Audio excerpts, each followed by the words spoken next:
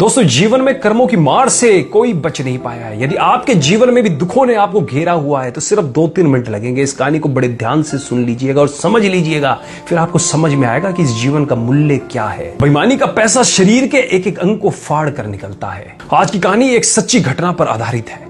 रमेश चंद्र, जो पंजाब के खन्ना नामक शहर में एक मेडिकल स्टोर चलाते थे, उन्होंने अपने जीवन का एक पृष्ठ खोलकर सुनाया जो दर्शकों की आंखें भी खोल सकता है और शायद उस पाप से जिसमें वह भागीदार बना उससे भी बचा जा सकता है। रमेश चंद्र का मेडिकल स्टोर, जो कि अपने स्थान के कारण काफी पुराना और अच्छी स्थिति में था, लेकिन जैसे ही कहा जाता है कि धन एक व्यक्ति के दिमाग को भ्रष्ट कर देता है, और यही बात रमेश चंद्र जी के साथ भी घटित हुई।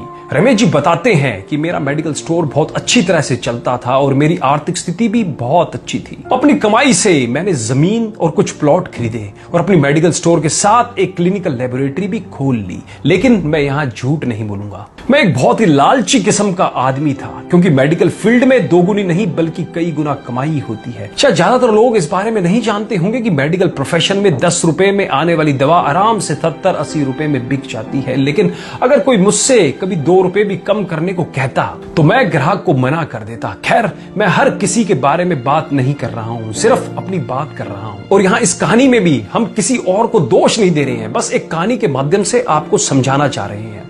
वर्ष 2008 में गर्मी के दिनों में एक बूढ़ा व्यक्ति मेरे स्टोर में आया।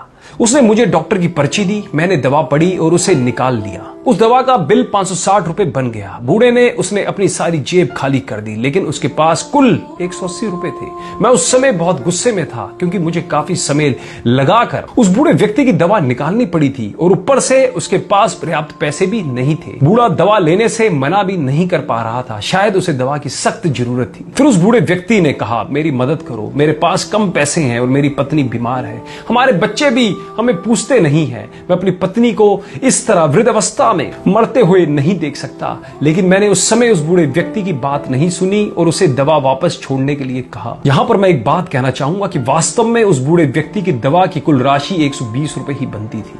अगर मैंने उससे 150 रुपए भी लिए होते तो भी मुझे 30 रुपए का मुनाफा ही होता। लेकिन मेरे लालच ने उस बूढ़े लाचार व्यक्ति को भी नहीं छोड़ा। फिर मेरी दुकान पर खड़े एक दूसरे ग्राहक ने अपनी जेब से पैसे निकाले और उस बूढ़े आदमी के लिए दवा खरीदी, लेकिन इसका भी मुझ पर कोई असर नहीं हुआ। मैंने पैसे लिए और बूढ़े को दवाई दे दी। समय बीतता गया और वर्ष 2009 आ गया। मेरे इकलौते बेटे का ब्रेन ट्यूमर हो गया।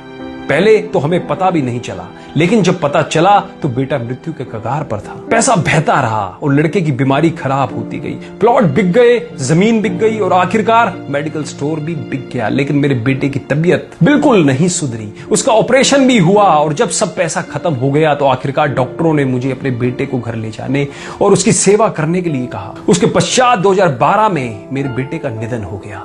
मैं जीवन भर कमाने के बाद भी उसे बचा नहीं सका। 2015 में मुझे भी लकवा मार गया और मुझे चोट भी लग गई। आज जब मेरी दवा आती है तो उन दवाओं पर खर्च किया गया पैसा मुझे काटता है, क्योंकि मैं उन दवाओं की वास्तविक कीमत को जानता हूं। एक दिन में कुछ दवाई लेने के लिए मेडिकल स्टोर पर गया और 100 रुपए का इंजेक्शन मुझे 700 रुपए में दिया गया। लेकिन उस समय मेरी जेब में 500 रुपए ही थे और इंजेक्शन के बिना ही मुझे मेडिकल स्टोर से वापस आना पड़ा। उस समय मुझे उस बूढ़े व्यक्ति की बहुत याद आई और मैं घर चला गया। मैं लोगों से कहना चाहता हूं कि ठीक है कि हम सभी कमाने के लिए बैठे हैं, क्योंकि हर किसी के पास एक पेट है, लेकिन वैध तरीके से कमाएं, ईमानदारी से कमाएं। गरीब लाचारों को लूट कर कमाई करना अच्छी बात नहीं है, क्योंकि नर्क और स्वर्ग केवल इस धरती पर ही है, कहीं और नहीं है। और आज मैं नरक भुगत रहा हूं। पैसा हमेशा मदद नहीं करता, हमेशा ईश्वर के भय से चलो, उसका नियम अटल है, क्योंकि कई बार एक छोटा सा लालच भी हमें बहुत बड़े दुख में धकेल सकता है। जीवन शतरंज के खेल की तरह है